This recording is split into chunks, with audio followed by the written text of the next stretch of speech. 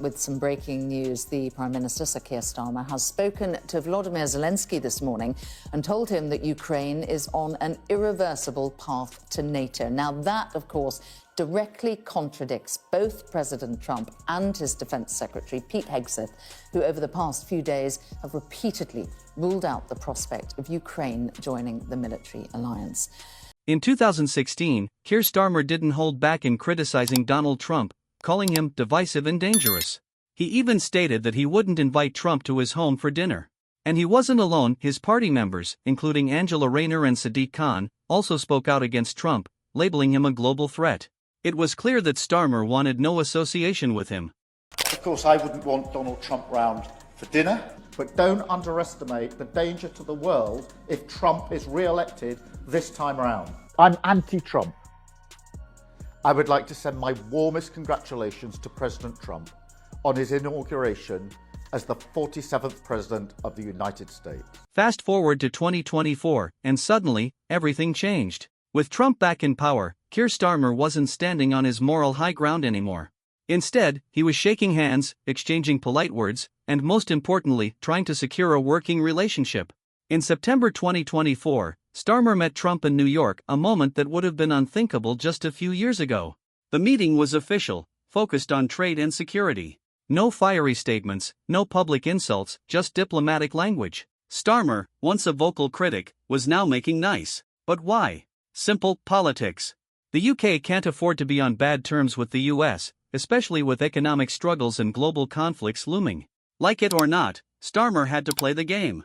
But here's the issue: Trump has a long memory. He doesn't forget insults, and he certainly doesn't forgive them easily. Well, I'm going to see him in about an hour, so I have to be nice, right?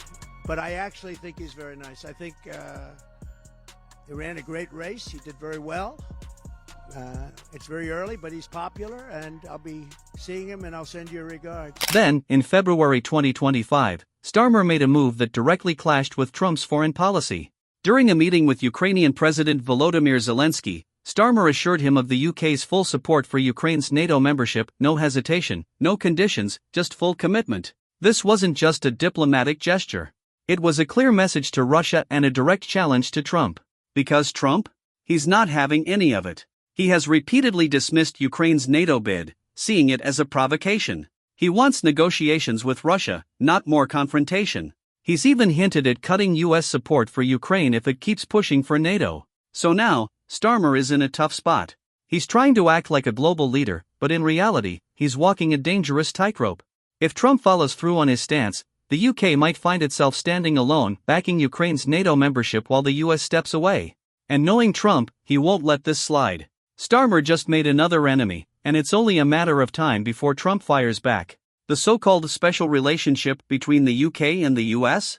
It's hanging by a thread. Starmer insists Britain doesn't have to pick sides, claiming he can keep strong ties with both the US and the EU. But that's easier said than done. The EU is all in on Ukraine's NATO bid, while Trump's America is backing away. And here's the reality: Trump doesn't do half friendships. If Starmer keeps pushing policies that contradict Trump's agenda, the UK might find itself stuck between a hostile White House and an over-reliant EU, neither of which will do Starmer any favors. Keir Starmer might be sitting in Downing Street, but the ground beneath him is getting shakier by the day. The real question is, how long before he falls? The pressure is mounting. Critics, both at home and abroad, say Keir Starmer is walking the UK into a foreign policy disaster. His stance on Ukraine, his awkward handling of Trump, and his attempts to juggle both the US and the EU? It's leaving Britain looking weak and confused. One moment, he's standing firm against Trump. The next, he's trying to build bridges. And then, just as quickly, he's burning them again. Even within his own party, whispers of doubt are growing.